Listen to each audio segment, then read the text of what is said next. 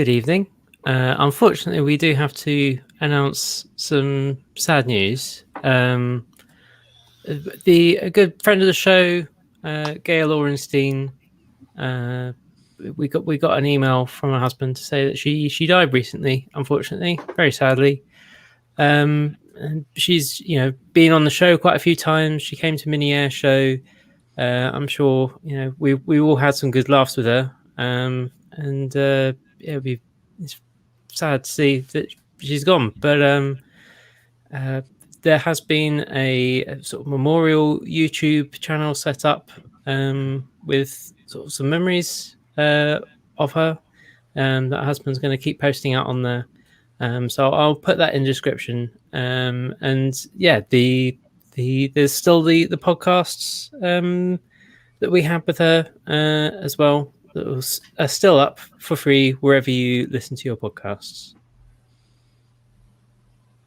Which were good times indeed. I just have to say, she was such a serious journalist, and the subjects she touched were, quite nasty. But on the show, she was so funny. I don't think I've laughed as much as the time she attempted to tell our fortunes using a weird pack of cards. That was hilarious.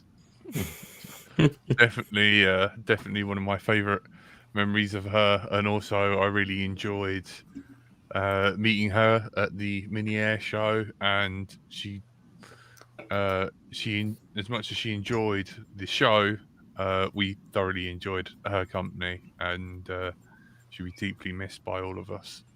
Absolutely. In other news, it's also becoming increasingly clear to us that Tony started to develop a drinking problem and has become very unstable on the show. So therefore, he's gone to rehab and he has joined the Flat Earth Society, and he will be away for a while until he gets better and until he finds the edge of this flat Earth. So if you'd like, there's a GoFundMe to kind of help Tony along that way. And so he won't be around for a while, but we all hope you get better, buddy. And let's start the show. Tonight we are joined by our Overlord and Master, Andrew / Frank. Good evening. Our special guest for tonight is Cerberus. Is that Velvet? Is that? Can I read properly? No. I'm not one of the X-Men. No, I know. Think three-headed dog that guards the entrance of hell, and you'll get there. Yeah. He's not going to try and say. No, try and say it again, Jack. One more time. I don't. Is it not Cerberus? Cerberus. Cerberus. Sorry. Am I saying it the Yankee way or something? No, you're saying it the wrong way. You're saying it's the X-Men way. I don't know. I'm sorry. I've been called worse. Just in case you're not aware, Jack, if Tony's not here, then you're going to have to be the butt of all jokes now. I thought I was anyway. I know. That was it. Maybe he did do some heavy lifting in the show. No, you run a drone shop, I believe. Would you like to plug it? Is that right? Who's he talking to? Because I don't run a drone shop. Do you not? You also saved. You also saved our beloved Winter Blue as well.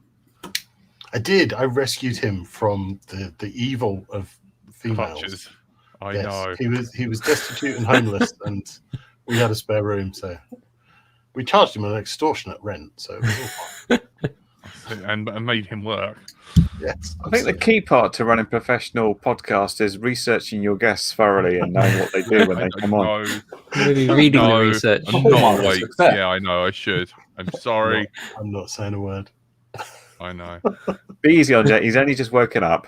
Maybe you misread it as maybe show and shop. Maybe that's your confusion there. Yeah, true. So hi everybody out there in YouTube. My name's Cerberus, and I run a YouTube shop. Awesome. What's your show? So I, along with a couple of other people, started a community called Killer Quads, So you can find us on YouTube and Facebook. We have a Facebook group, and I run events and stuff with those guys. I've just this last weekend run my first British qualifying event, so a race that is you can earn points for the British qualifiers this year. And myself and Winter Blue do a popular YouTube channel podcast thing, a little bit like you guys, but a bit worse, called Not with me. Erratic. You'll have to fight us for that title. Yeah, I know. We've been off the air for a little while whilst Winter Blue's been on call and moving house and stuff like that. But we'll be back in a couple of weeks. Every 2 weeks, we usually do a show for an hour. You'll find the old ones on YouTube. Go and Google for them. They're there. Google me on YouTube. That is definitely in the description. Is the Killer Quads YouTube channel, which I believe is where you can find Quadratic. You can. And we just had a $1.99 donation for Cerberus. Yes, your new name. I'm so sorry about that. Yeah, we're also joined by Stephen Belrick. Hello. I might drop the Belrick part, but that's what I've been using over on Discord since forever. Hello, everyone. Fine. And our beloved, everyone's favourite Curry Kitten. Hello. Who will now take Gail's place in reading our fortune with weird cards? I do own the cards. Really? Weirdly. Nice. Yeah. It's yeah, and I'm and the person running the show is me, Jack, who's not awake. The only reason I'm here is because Frank phoned me. And I'm going to sit here in the corner and shut up and wear this Curry Kitten shirt. But yeah, sort of the reason that we've got you on tonight is because Winterblue was plugging your name in the LDO Discord because I was asking about the sort of the best way of sort of managing frequencies as we're coming up to the LDO No event that we're doing in a couple of weeks' time. And because we've always avoided kind of the racing events. We generally just do kind of freestyle, kind of that sort of stuff. So we kind of always just been getting on with it and seeing what works. But now that things have got a bit more complicated because there's digital and there's analog and you're trying to kind of manage everything, that's all got a bit difficult. And Winterblue said you'd know all about that. And also he passed me on this particular diagram from the guys who were also involved in the Rotor Hazard FPV timing gear, which I had a look into, and that looks really cool. And Winterblue again says that you would know a lot about that. So I'm hoping we can pick your brains about all these things tonight. Yeah, I can be picked on many of those topics. So what's the approach then? Is it just the person with the most powerful VTX wins until DJI guy fires up and then blankets everyone else? Yeah, that would be a great way to race, wouldn't it? I've got 2,000 milliwatts. Somehow I'm winning because no one else can see. No one else can see a darn thing. Yeah. That's how it works. Yeah, that's that definitely sounds like how some of the early race events worked. But yeah, we're pretty hot on that stuff now. It's 25 milliwatt limit, and we've most race directors have got some sort of wandage, the ImmersionRC wand, or I have something that was kind of home built that's based on Rotor Hazard actually. So you can see who's peaking and who's not, who's blasting across. Some of these cheap Chinese VTXs, you give them a couple of crashes and they seem to start broadcasting on 4 frequencies at once. Excellent. That's just what channels. You want. They spread themselves. Yeah. So what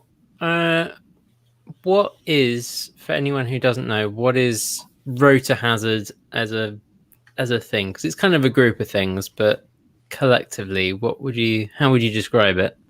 So Rotor Hazard came from roots in Delta 5, which was a lap timer. So back in the long ago, people were doing races with transponders. So you'd strap a transponder to your quad. It would broadcast its own unique number, and the receiver would be and that's on infrared, right? It's broadcasting. Yeah, there are infrared versions of it. There are not RF. I don't know too much about them because I've never used them. And somebody came up with the clever idea, I guess. I don't know who came first, ImmersionRC or the Delta 5 project. You're broadcasting a signal already, and it's a unique signal to you. It's if you're an R1, then it's the frequency R1. So why don't we scan for that? So basically, you place a box in the start-finish gate that's got 8 video receivers in it, and you're looking at the RSSI. So just like you would in your goggles, you've got your RSSI in the top corner or bottom corner, wherever you put it. And if you draw a graph of what that RSSI is, when you pass above the timer, you see a peak, and then you go off and fly around the rest of the track.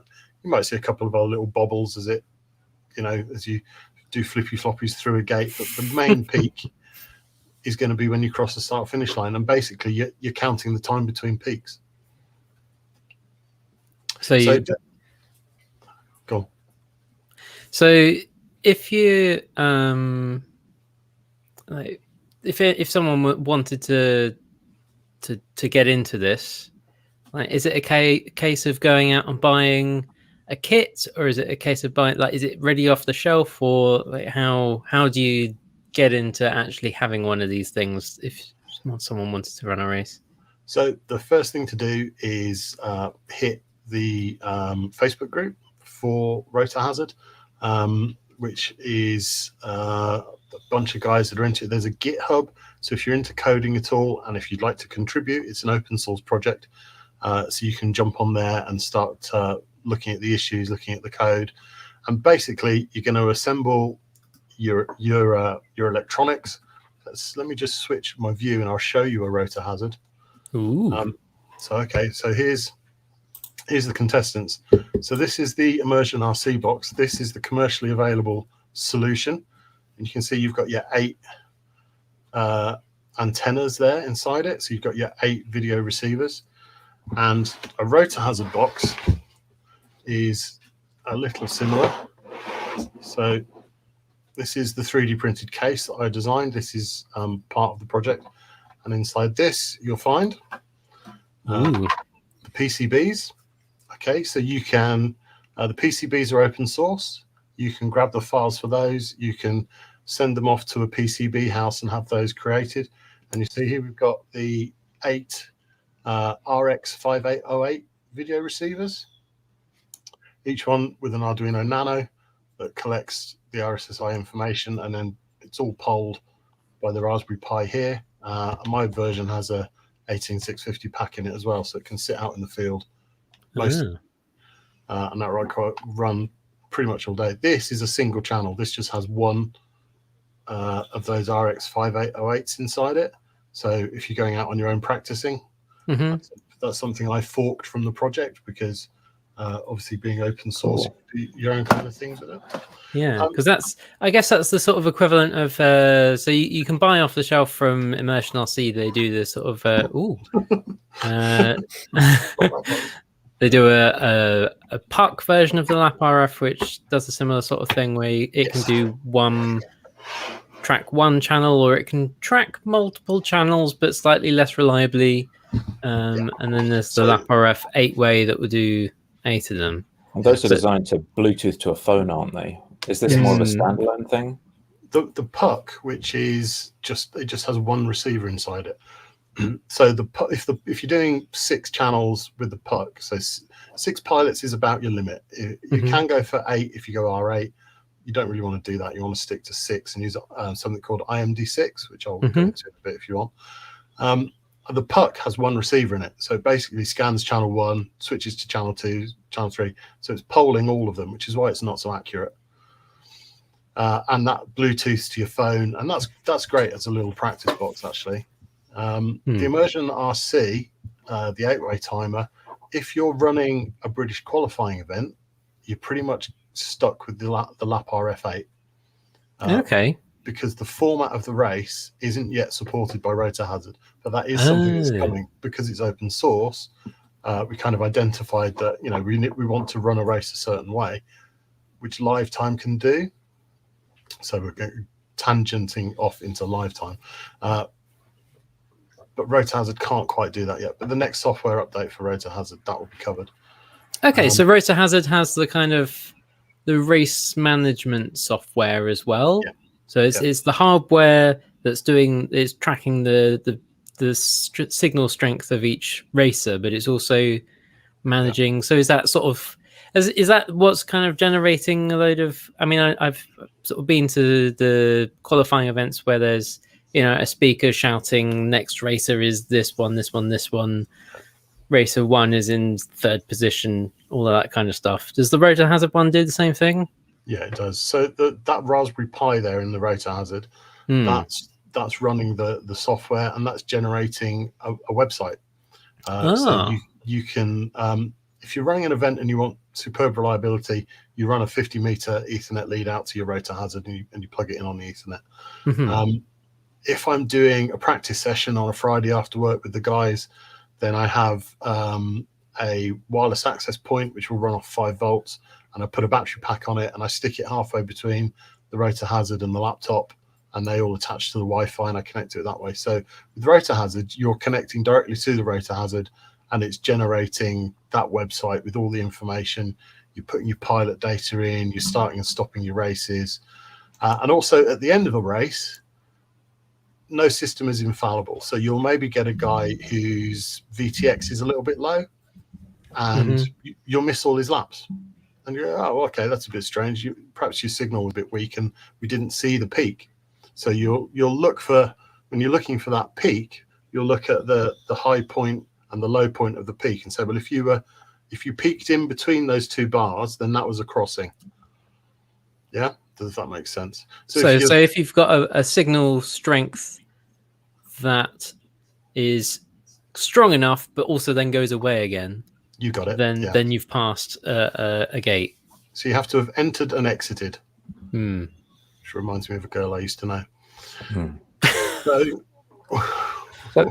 given that you've got all these receivers in there, those are they're not just checking the signal strength, they're actually receiving analog feeds. Is there a way to take those analog feeds and do like an 8-up of all the pilots with a capture device? No. That would be incredibly bad. That would be incredibly bad, because what you want is an antenna. So you'll notice those video receivers, there were no antennas. Of course, you just want a localized signal. You actually don't want coverage of the whole track. Right. So that's a totally different application. The whole track, you can't see the peak anymore.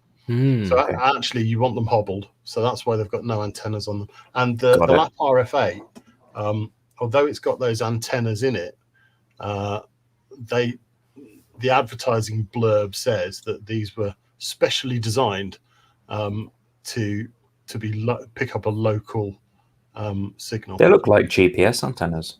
They do, don't they? They're about that kind of size. So yeah, the ImmersionRC blurb says that they were specially designed to only pick up a video feed directly above, like a little bubble above the. So they're like very directional antennas. Yeah, only pointing up through the gate. Yeah. Is that why? Because there's also seems to be a load of black magic and superstition about where you place these boxes and which direction they're pointing and all kinds of things. Yeah. So the general rule of thumb is you stick it in the middle of the gate pointing upwards, and that means you then have to think about maybe putting something in front of the box so that the quads aren't hitting it directly. I was just thinking, what happens when a 5-inch goes straight into your beautiful DIY creation? Haven't had a direct strike yet. So what I do is I have how to describe it, a metal wedge. It's actually an old just something to deflect the impact. Yeah. And that sits on the ground. I actually put that to the side of the gate with the timer sitting underneath it. Now the thing to do then is point the opening away from the rest of the track. So you have to be kind of careful when you think about placing your start gate. You can't put your start gate right next to a split S or something fiddly. If you've got a figure-8 circuit, don't put it in the middle. Yeah, that would be bad. Because you want that very clear peak. Ideally, you want all your track over here, and then an outlying gate, half a mile away, just one gate with your timer. Oh no, it's him. Hello. Yeah. I invited your little your little colleague. stray alley cat. You know. My sidekick. I was going to ask, Oh, yeah. while we're on the video thing, is there a solution to record all the racers' feeds? Because when I Yes. looked at the DCL footage, I've looked at all this other stuff, and they go through and I think, oh, look at the quad racing. And I look, and it's just an hour and a half of them talking to these guys and looking at the sponsorship and fancy video feeds. And there's like 30 seconds of actual race footage in the middle. Now look It at would be really invented- nice to... Are you Because- talking about Frank's magic box? Well, the magic box that Jack built, yeah, we've got our own solution for that problem. But I'm interested to see what Cerberus has got. Yeah, I tend to find they don't show DVR footage because most Cerberus of has the time all it's the really things. unwatchable for any You've audience. got a lot For of the general docking public, action maybe, right but there. I'd be fascinated. That looks awesome. So that is, do you know the Eachine Pro 58 goggle module? Yeah, Mhm. yeah. That's Yeah. 6 of those. And then you know that little thing you can put on the side of your DJI goggles and then plug an analog module into it. Mhm. Yep. They're all sitting on top of those. So there's 6 of those. Mm-hmm. 3D printed box that I designed. Nice. Some antennas provided by our sponsors, Unmantech. Thank you, Unmantech. And yeah, you plug your That's cool. video out into each of them. They go into, weirdly, a CCTV box. Mm-hmm. All right. Plugged You in forgot about the CCTV toast. cameras. The toast rack, yeah, that's a problem that you have is PAL and NTSC cameras. Mm-hmm. Oh, right. So Yeah. if you've got your CCTV box, can generally do one or the other. So you have to have 6 PAL to NTSC converters. So you've got one in every feed, and then put them all into OBS Studio and drag them around. When I was living with Serb last year, he spent maybe 4 weeks designing and printing this thing that's become the toast rack, and it's just been, it's like, I've made a little tiny tweak. You'd be like, where? It's like, no, I've done this bit, and then you print another one, and then another one, and it was like a minor obsession for. Yours does look awesome, but I was wondering if anyone had thought about just buying a bunch of these cheapo USB things and plugging them in. And I do know someone who has tried that, but unfortunately, at least with the version that they had at the time, the actual USB devices would show up with identical serial numbers, so you couldn't. that sounds like a quality between... Eachine product to me. Yeah, Yeah. That's the Eachine Rot 2 for anyone that wants an identical This is device. what Gav was doing, yeah? Or binary thingy, what's it? Oh, Just binary throttle? Binary everyone throttle. knows him as Gav. Don't worry, Gav and his Yeah. van. Your actual killer with that is Don't your mention USB the bandwidth. van. Sorry, Cerberus? Your actual killer with that is USB bandwidth, because a USB bus can only transfer so much data. If you put 4 of those on a USB bus, it's full. They're only USB 2. If you put it on a USB 3 hub, you'd be off to the races. Try it. They're cheap, I might just. I use this all the time, by the way, for configuring quads on the bench. So I just put it on the monitor and I haven't had a have go them at to it fly on one side monitor. Too many people tried it and said no. Just Fair enough. I can believe it's crap because it is an Eachine product and it is very I cheap. think if you actually, I mean, we tend to use laptops because nobody wants to cart a PC out to the field. But I reckon if you actually had like a MIDI tower case and you put a load of USB cards in it, but then I don't know how saturated the PCI bus would get. So it's an interesting experiment. I might just buy a couple of them and see what happens and see if they do just explode and I can't use 2 at the same time because they're just clones of the same USB serial. Yeah. I suppose to quote Cerberus earlier, will it scale though? Will it scale? By 8. See what happens. That's where DJI comes in. Just Pro 58 yeah. models are nice and cheap. So what happens with DJI capture? Is anyone even doing DJI racing, or do you just give people a finger? Really? Yes, no, yes. I see there's a mention of DJI on the webpage for Rotor Hazard. Yes. So if you're racing in a British qualifying event, if you join the BDRA and you're going to truck around the country with us, flying at different tracks every weekend and building up your points towards the championship at the end of the year, then it's analog. That's it. Because DJI kind of came along, and BDRA looked at it and said, okay, we need to figure out how we can roll this in, and we can start doing digital races.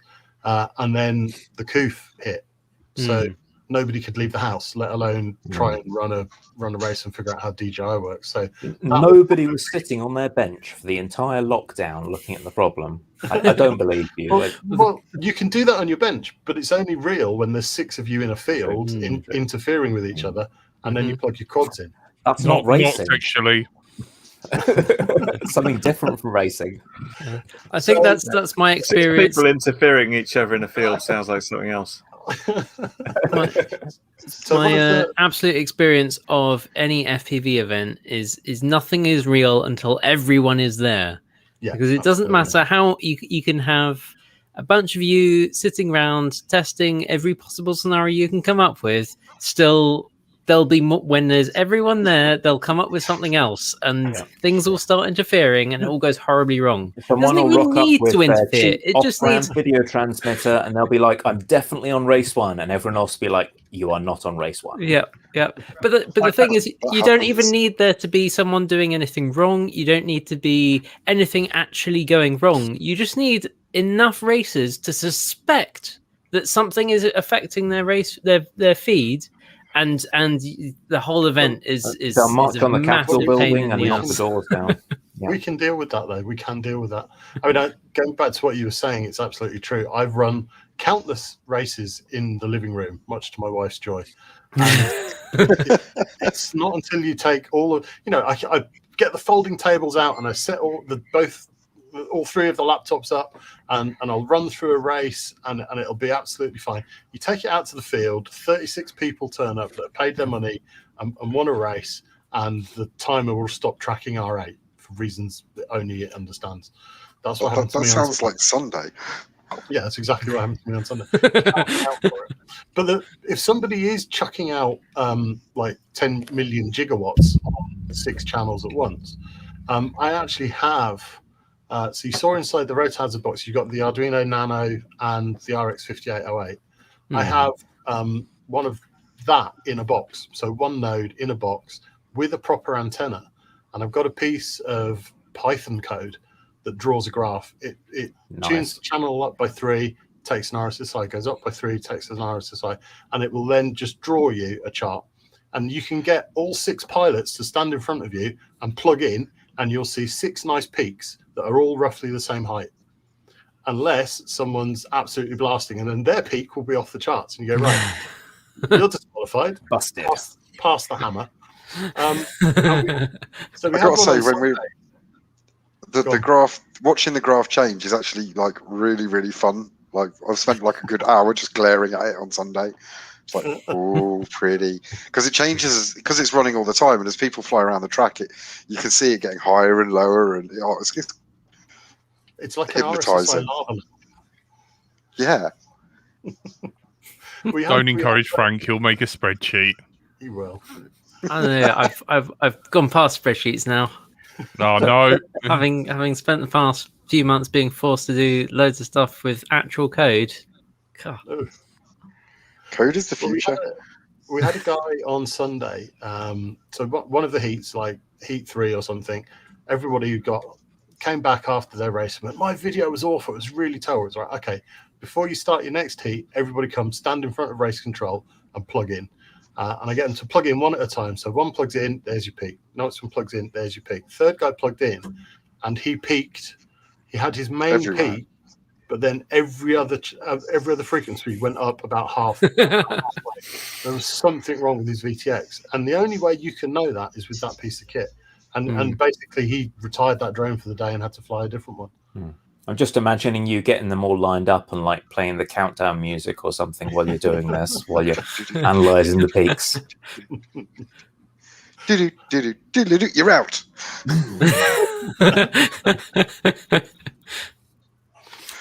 But then, so another thing to follow up on, because you said loads, is DJI. Yes, Rotor Hazard can track DJI. Have you ever had enough people who want to race with DJI turn up? Because you can't really do analog and DJI because it'll just leave static all over the analog. Even if you distance the channels, it just makes a mess of it. And I've seen it firsthand. Most we've managed. If you had just DJI, like at 5 or 6 DJI pilots all turn up to race. Not had that yet. I'm looking forward to it because I think it'll be probably possible. So there's some guys in the States that with the Rotor Hazard say they've done it with 5 DJIs. We've run analog DJI mixed. If you set your channels up cleverly, you can mix. The worst that we had was the analog pilots said they'd got some faint horizontal lines.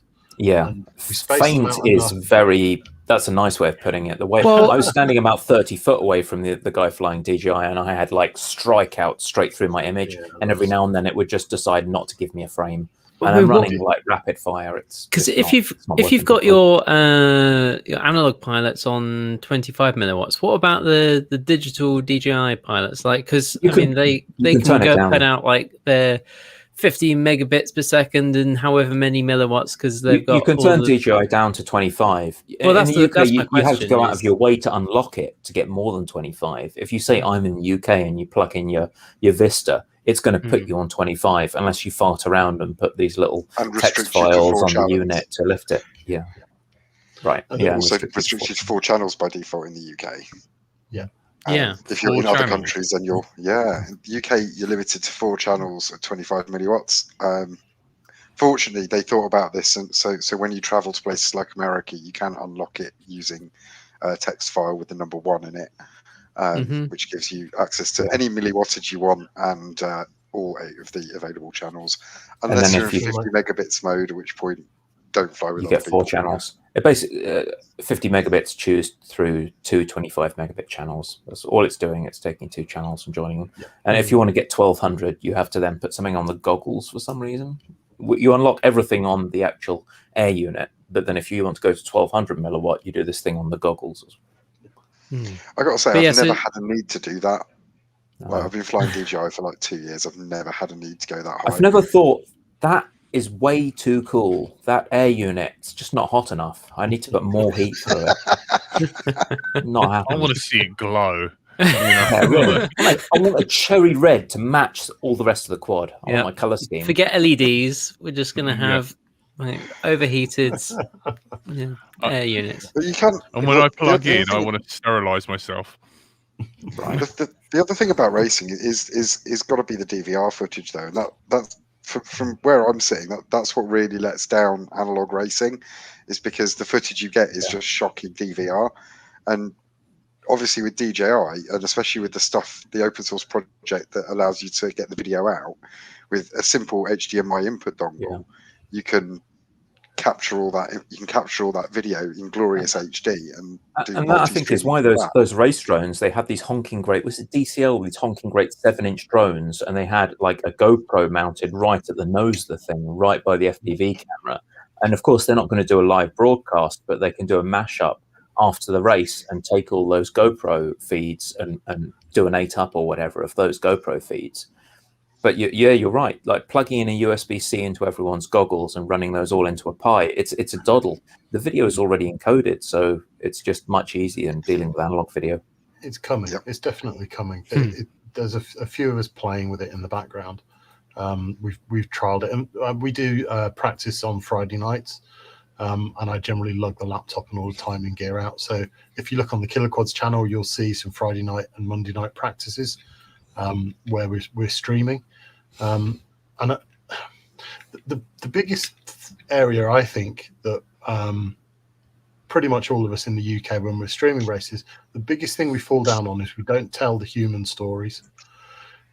You can put the 6 feeds up on the screen, and you can put all the timing data up, and you can, but it's only going to be watched by people that absolutely want to watch it. It fails what I refer to as the wife test. You know, you can put the Formula One on, and generally people that aren't massive Formula One fans will be okay. They'll watch it. They'll get some enjoyment from it because the commentators will give you those human stories, and they'll give you the jeopardy, and they'll tell you, oh, he's having to change tires because of this. And generally, as race directors and streamers at races, we don't have the resources to really get into those human stories. I wish I had enough spare people to hand them an NDI video camera that's linked, by IP, and send them into the pits and start talking to people, and and really start commentating about, he's 2 seconds behind, he needs this to get into the next round.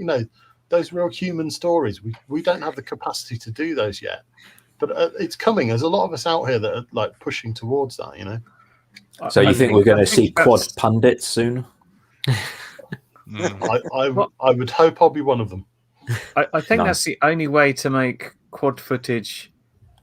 I still don't think it will pass the wife test, but vaguely watchable. Because the other thing with DVR, it's not just the fact that it's analog footage. And by the way, do you notice how many professional pilots don't set up their cameras right? The amount of them that are called run cam is off the scale. But, Foxy, even 5 volts, that's good. Yeah, even with like good GoPro footage, real like super pilots, they're taking such lines that don't make any sense to people. It's almost like you need to expand the size of the racetrack so it's less technical in order to make it more audience family. So that's kind of where the likes of, I think TCL, I haven't really watched any of it, where they do these weird like cave systems and stuff, and then they cut it together into a more sort of professional package, sort of works where it would be really, really difficult to do that sort of thing live and make it entertaining.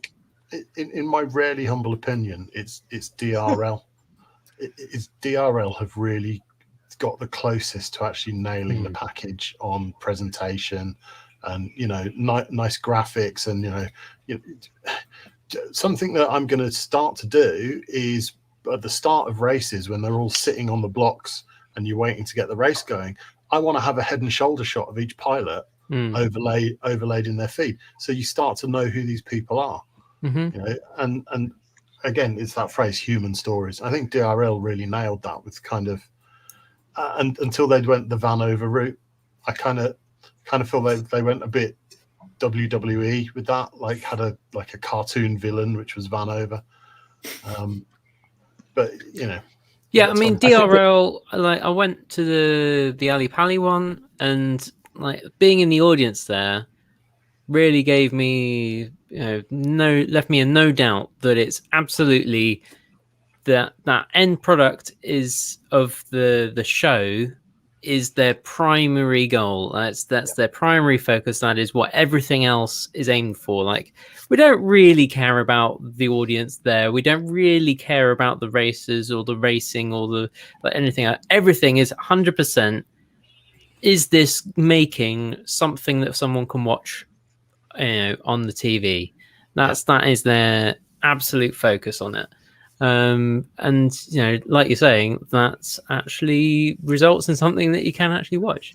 Because the other, even what spectating at a real event, like without watching the feeds, I mean, it's quite hard to keep track of like who's racing now, what's going on, because a race is only a couple of minutes and 2 minutes 30.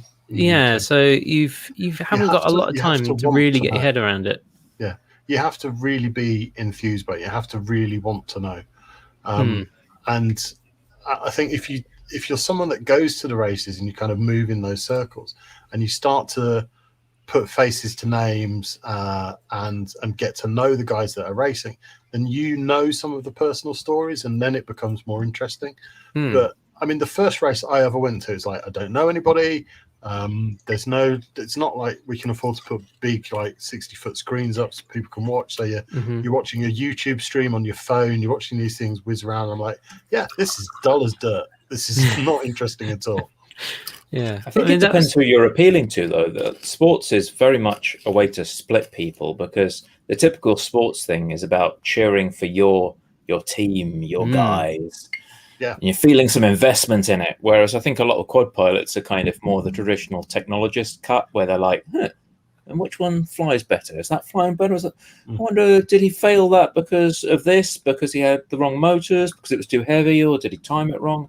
And it's interesting to see sports hit technology quite as violently as this, because you've got people who are real nerds and geeks and proud of it, and they don't give a crap about like being the tough guy and running around the field.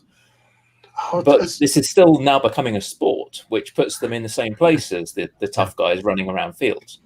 When you're sitting behind the camera, and I noticed Pucker saying something about the race on Sunday. Thank you for that. It was good fun. But as the kind of producer of a show, what Frank was saying is completely true. You kind of want somebody to lose their shit and throw their transmitter across the field, you know, because it's great telly. And we have to kind of figure out how. We don't want that really happening, but we have to figure out those kind of personal stuff and bring it to the people and bring it to the public watching, because we want people to get interested and excited in the sport. And you know, it's a way we can combat the whole, you know, Heathrow Airport crap. Put it on the telly, make it an amazing sport, and that people sit there and go, wow, it's on tomorrow. I've got to tune into that. It's amazing. Watch these guys. And I'm going to be shouting for Brett Collis. Any killer quads pilot. Shout for any killer quads pilot. That's the way to do it. I'm just wondering, does it become about the kind of wrestling thing where you've got heels and people like this, and you've got to have a villain the whole time, and it's less about the event itself and more about the characters? Well, I hope we don't go that way. I hope we don't ever do what DRL did and go for that, you know, the Vanover thing, which I really kind of feel like they were looking to make him the baddie. But we've never, you know, we're in our infancy. We're a grassroots sport. We've not really gone down that route of finding out who these guys are and finding out a bit more about them, I don't think. I do kind of see quad racing more akin to the esports stuff, which has really taken off, and there's some serious money in there. And they're managing to do a similar thing where you've essentially got a bunch of guys doing this on a keyboard, looking really intently in a monitor, and yet they're managing to do. Curry, by the way. Yeah, but you saw the tops of the fingers. Okay, doing this with a keyboard, being really intense, and yet they're managing to do somehow. Not that I watch it, but I've watched a bunch of like Netflix documentaries about it. Interesting commentary and sort of really getting into it, and people are really sort of behind the teams and individuals, but they are sort of telling that human story again. And I think that what you're saying is really key about making the whole thing more invested in individual people's, not just the fact there's a quad going around really quick. It's a you bit can't too really watch solid. with your eyes, I've got to say. Like watching at the racing on Sunday, I was like, I saw them all take off, and now they're just blurs moving around the track, and I couldn't tell which one was which and whose was whose. And it doesn't help if everyone flies with the same color props. I just want to say, please use different colored props. LEDs, LEDs, yeah. needs LEDs. Oh. But it's two-sided as well, because the pilots couldn't care less. They want to get out and they want to go racing and enjoy their day, and they do. You know, it's a really great sport to be involved with. They couldn't care less about me sitting in a gazebo in the corner trying to figure out what the human interest angle is. Right. So was it DRL that literally had those big quads and they all had different LEDs and all the pilots were dressed in the right color and all the fat sharks and the radios were the same color? That worked, didn't it? Because you can he's that guy and he's go on yellow even if you don't know who it is. Sort of I was going to say it works, but those quads are probably like £1,000 for a quad. And can you make a pilot who's already doing drone racing spend £1,000 for their special league series quad?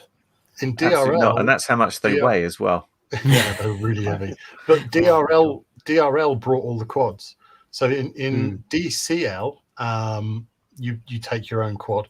In DRL, they were turning up with 500 quads that they had built all to the same spec. Where's the money come from?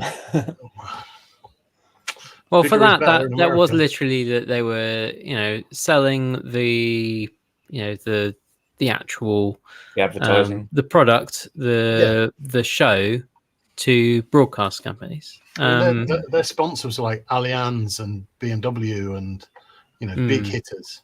Yeah, absolutely. So fundamentally, like all sports, it becomes about where you can get the advertising. Yeah, but there's, you know, I don't think you have to go full DRL to make something that's more compelling. Like if you do, I mean, what we tried to do at the mini air show events was with the team racing. You know, we were trying to kind of slow things down a bit so that it was a bit easier for people to get around. You know, you can sit there and watch around for 10 minutes and it's going to be the same people and you're going to watch them kind of playing off of each other. And there's these, because it's a team and you've got like these big team names and like some of them are wearing costumes. And so that kind of makes things a bit easier to follow as well. Having the sort of, you know, the colored spots and trying to like suggest that people do try and keep their props and their LEDs to the colors of where they're going to be sitting for most of those rounds. That, you know, we were trying to kind of make something sort of a bit easier for the people who were there to watch. I mean, it would definitely have benefited from basically that same problem of having someone there who can commentate in the same way that Niall did at the Rotor Riot event, Rotor Racing events, and you know who knows enough of the community.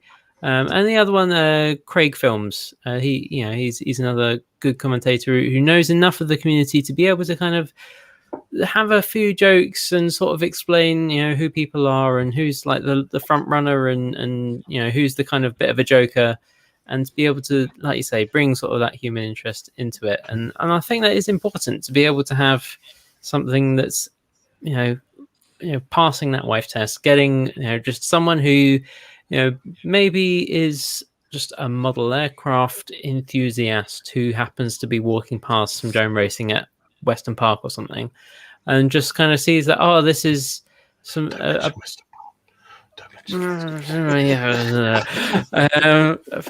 that has a narrative. Yeah, exactly. And it has a bit of a story, a bit of fun, and it's understandable. Like you're not focusing on trying to follow it round a track and go, wow, that's just insane. I can't relate to how quickly you're getting that round there. Do you know what does anyone, you're all old enough to remember the Battle Robots things? I can't. Robot Wars. Robot Wars, yeah. Robot Wars. Robot Yes. They brought that back recently, didn't they? Did they? Oh God, I really? think so, yeah. Mm-hmm. Wow. Hosted by Craig Charles. What we need is drone wars. Oh, God. That would be People have already a tried. thing. There have We been had a multiple Drone things. Wars yeah. thing. Yeah, they did some where they had to knock each other out the sky, and there were people with nets around their quads and stuff. I think Peter Straubel had a video where he did Yes. a drone he was building, and I saw Yeah, that. so that was Game of Drones over in the Netherlands, who again we were going to have over at Mini Air Show at one point when events were still happening, and when we still had a venue, and then the other side of it was there's been a couple of attempts to have another TV show where they'd get a couple of teams to almost scrap heap challenge together a drone into a particular situation. So that I think the pilot was about I think a sort of fire and rescue situation. But there you know there's been a couple of attempts, and you know, I think there's loads of fun things we can do and we should do to make it. And I should say I'm only kind of saying this stuff because I want other people to see what we do and think it's amazing. Yeah. Like we did on one of our Whoop events back when we were allowed to do Whoop events. We did the 24 minutes to Whoop. So instead of the 24 hours of Le Mans, the 24 minutes of Whoop, because a Whoop battery lasts like 3 minutes. Mm-hmm. So we had teams of 4 or 5 pilots, and they would go out and do as many laps as they could before the LiPo died. They'd have to land in the pits. Next guy plugs his Whoop in, and out they went. And the more kind of crazy stuff like that we do, the more fun it is, I think. And we do mad things like I've never done it, but I've seen a lucky dip for props. So you have to put your hand in the bag and pull out 4 random props, put them on your quad, and then race. Which I fancy a go at that. That looks kind of bonkers.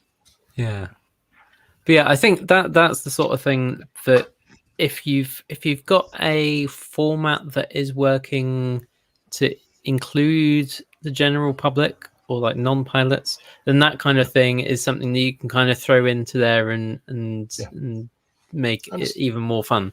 As long as the pilots are still having fun with it, then happy days. Yeah, absolutely. That's the bottom line. It's supposed to be fun. Yeah. If it's not fun, stop it.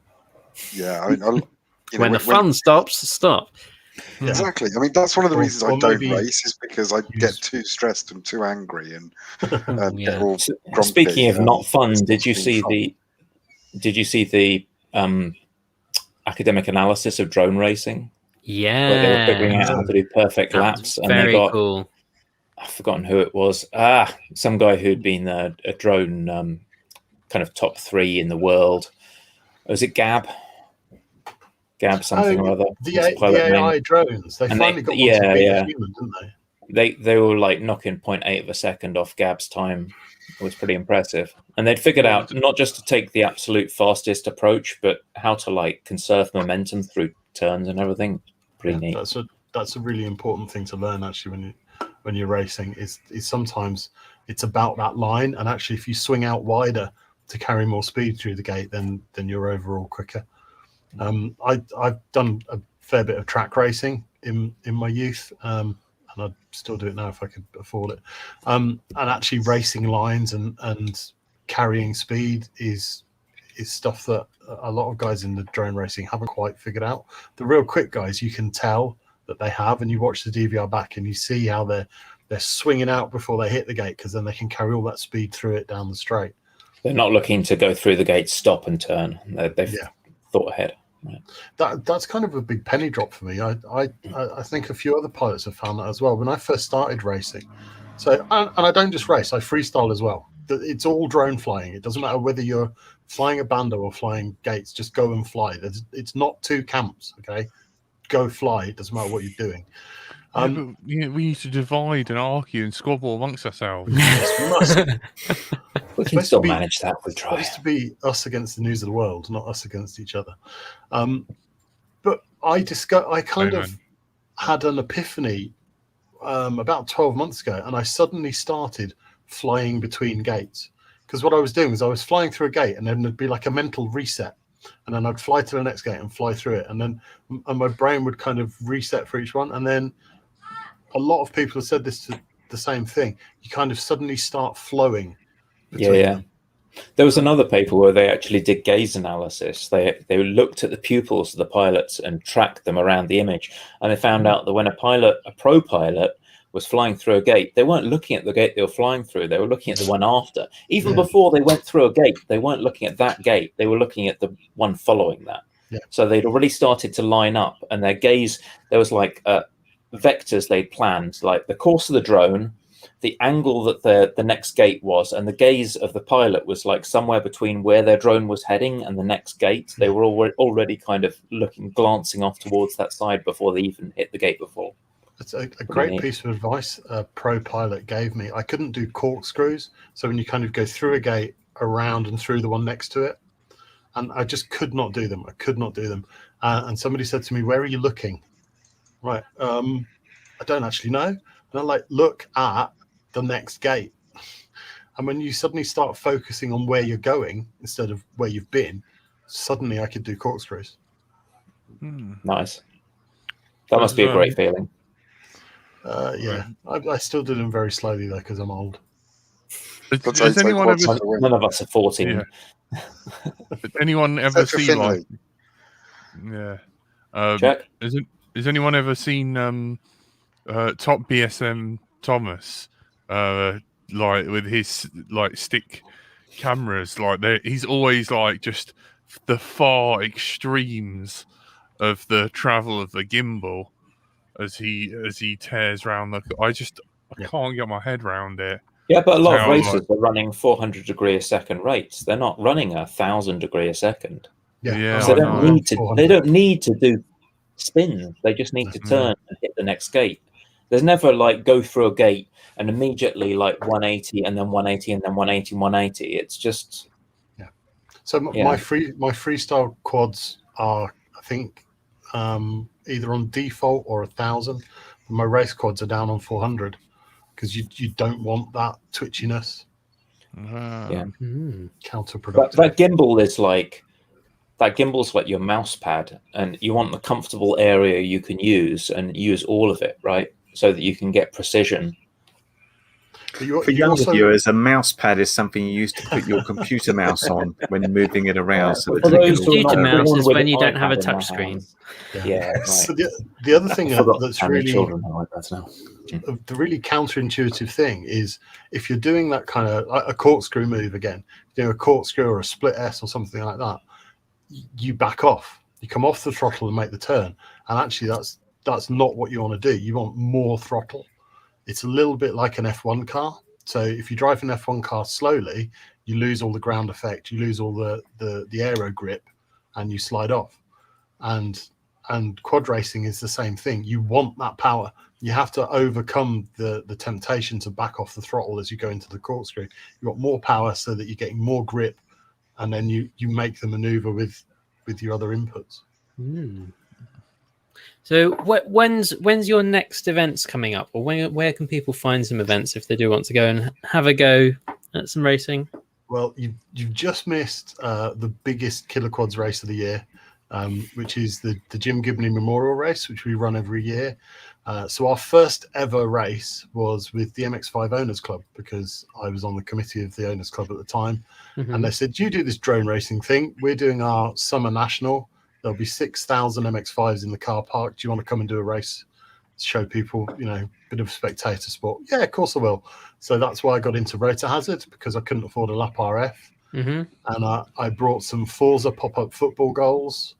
And I built a Rotor Hazard, and I threw it all together, and I stuck it up on IFPV. It was great. Like 6 pilots came, and it was all good, and they all sat down, and I was a big fan of DRL at the time. One of the pilots sits down, and I haven't really looked at them, had much time to chat with them because I've been running around sorting stuff out. And this guy sits down for the first heat, and he goes into his bag and he pulls out his red Fat Sharks. Oh dear. And it was Ad1, who was in DRL at the time, and I'm like, oh crap, I have no idea what I'm doing, and I'm in a field and I've got a DRL pilot flying. I'm not really sure what I'm doing. And Jim Gibney, really good friend of ours, who sadly passed away, he was there. He did the pilot check-ins that day. Since he passed away, we run one race a year in his honor, and that was on Sunday just gone. We had 36 pilots, but I have heard that the MX5 Owners Club might be back out and doing an event, and they'd like to revisit. So we might be doing another. We might be doing another exhibition race this year. Don't know. Next year we will definitely be doing a lot more races. We kind of didn't quite bounce back from the coof as quickly as we hoped. If you do want to get into the racing, IFPV is the website to go and look at. BDRA is the website to go and look at. There's an event. The next British qualifying event is over Western Supermare Way. That's on the 14th. That's being run by Westlands Drone Events, who are fantastic guys. They run really good events. Will I run another outdoor this year? I hope to. It'll either be the MX5 one or something else that I might have. I'm planning that I can't really talk about in case it doesn't work. But yeah, keep your eye on the IFPV website. You'll see all the calendar there, and also you'll see everybody's standings. You can see who's winning, who's where on the league table. I think I'm 62 in the UK at the minute. Hey. Pretty good. I saw the Jim Gibney Memorial Race come up in my feed for YouTube a while ago, so I just dropped a link in the chat if anyone wants to check that out. Cool. I was going to have a look at the IFPV league hour. table, but it's all now hidden behind a login, so I won't do that. That's a way to discourage people. That's not good. Hello, I'll have a word with Druid and find out why that's the case. Yeah. What else was I going to say? Oh, my last question, just because I want to know personally, because IMD6 is like the standard. These 6 channels work happily with each other for reasons that we don't have enough time to go into. Intermodular distortion. Well, yeah, but that doesn't really help if you don't know what that means. what do you do with, because Very DJI, quickly, you can explain that really, really quickly. You're fine if there are two pilots on two frequencies. As soon as you add a third frequency, the resultant output of those three frequencies creates another frequency. So that plus that will create a little bulge in the middle where they meet and overlap. So you have to pick your frequencies not only spaced apart, but so they don't hit the bulges where they interfere with each other. So with Like those, the opposite of playing music. you've got it's usually IMD6E, I think, is R1, R2, F2, F4, R7 and R8. Yep. And so how does that match up with DJI? Like, which ones do you say those DJI you can have those two? Do you say like R1 and R2 are now DJI, or how does that all work? There's a beautiful graphic somewhere. There is. But there's a fantastic chart that was actually put together by the lead developer of the Rotor Hazard project. And it sometimes shows up on web pages not attributed to him, which is a bit annoying.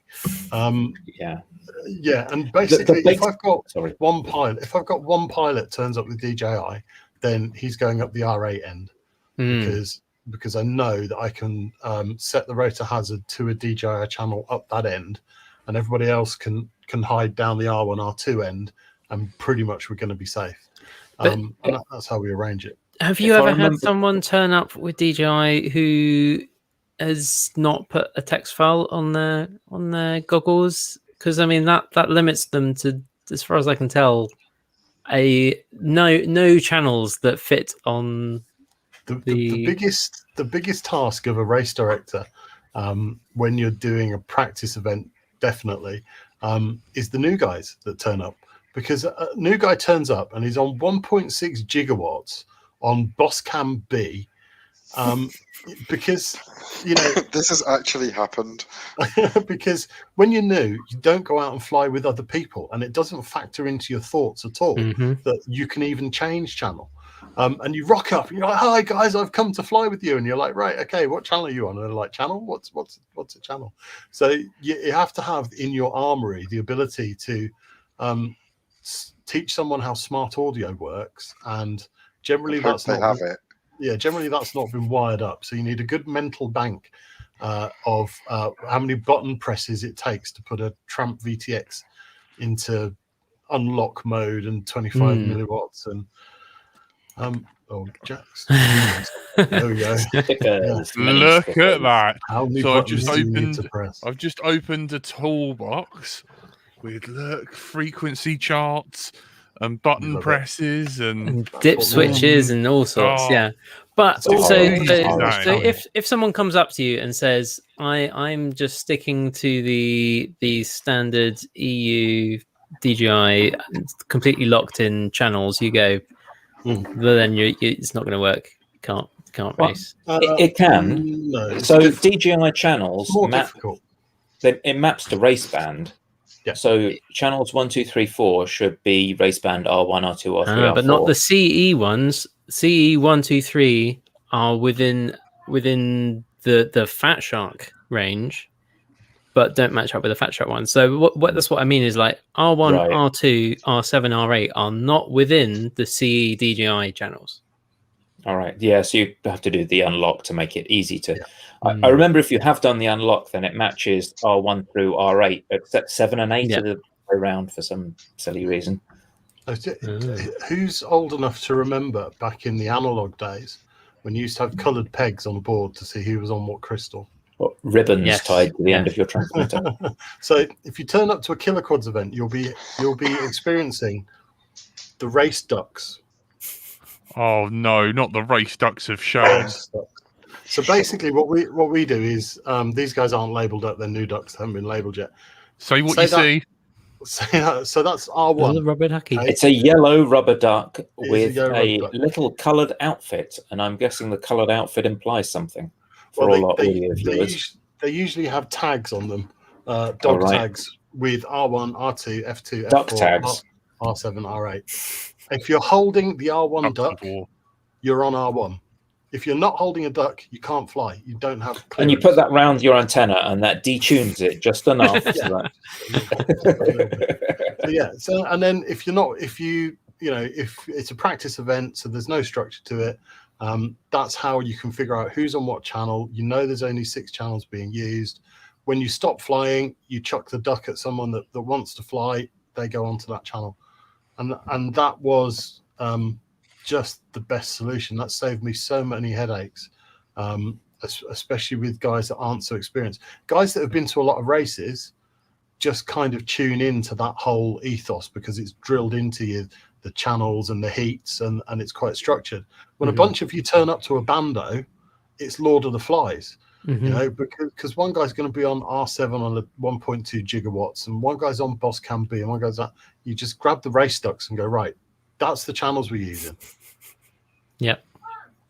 I have a slightly over-engineered version of the race ducks that I'm hoping to have working in time for LDO now. So if that works, then I'll show that on stream. If it doesn't, everybody that doesn't race will be acutely aware of, I'm just going to turn on screaming. Okay, I'm unplugging again. Unplug. Who plugged in? Unplug. If there's one thing you can't organise, it's 3 people in a field trying to fly together in less than 6 an hour. options. And by that time, we've already crashed all the quads anyway. So for all of us who are perhaps crap and can maybe just hit a gate or 2 in a simulator, are there any bando events coming up? Any people getting together to fly bandos? Because I'm in London, and to be honest, I'm continually surprised there's very few people within reach of me who are going out and flying. Well, there's in London, there's the Crack Palace. That's the famous one that a lot of people go to. It's quite difficult to get to. What a charming name! I know. It's an old police station of all things, if you know about it. Absolutely. Yeah. Everybody is welcome. Everybody is welcome at race events. We had 36 pilots at the last event, and the guys who finished at the bottom were doing 1 or 2 laps. The guys at the top were doing 8 laps in the same amount of time. But everybody's welcome to come out. If you can hit a couple of gates and have a good laugh, and not get too stressed when you crash, come along, give it a go. Even if you just want to hit one gate and power loop it again and again and again, if you just power loop the start gate and just keep going over the timer, you'll be fine. It's about my speed. There's no limitation. Clive that on Sunday, There is no limitation. There's no minimum entry requirement. Come along, fly your quad, have a good laugh. Awesome. Don't forget to bring sandwiches. Yep. Yeah. Otherwise, it will be Lord of the Flies. No one wants that. And a wagon wheel. Anyway, on that note, I think we are out of time. So unfortunately, you come to the end.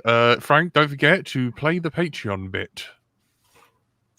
Go, Frank. Anyway, thank you guys so much. It's been very interesting, and I've learned a lot. I've sat in the corner. Cerberus, is that right? Close enough. Sir Egregious. Sir Egregious. Anyway, you've been joined it's by. Still better than Fluffy. That is, now I'm going to call you that from then on. We've been joined by our Lord and Overmaster and the person who's running LDO now. Have we filled up? Are we out of slots? That's a good point. I will put the sign up link in the description because there are a small handful of slots still available for our limited capacity event, mainly due to parking. So if you're coming by public transport, you're more likely to get in. Or carpool. Exactly. Are we allowed to carpool? Yeah, the window's open. Masks on. Stick them on the roof. Anyway, yeah, hang on. Where's the fluffy? What is it? Cerberus. Yeah, there we go from Caroline Taylor. And we've been joined by Winter Blue. Good evening. Fluffy. What's the name of your show again? That you guys. So our show is Quadratic. Quadratic. I'm sorry, I always forget. Stephen Belrick. Thanks, everyone. Sporting a fantastic, is it Tom Smith shirt, Fly or Die? Some dude from the States, I saw it on Bardville's show ages ago, and I got in touch with the guy who did the shirts. It's a guy and his wife who sell these T-shirts, and it's someplace he actually goes to fly freestyle, and he just kind of did a big old shirt about it.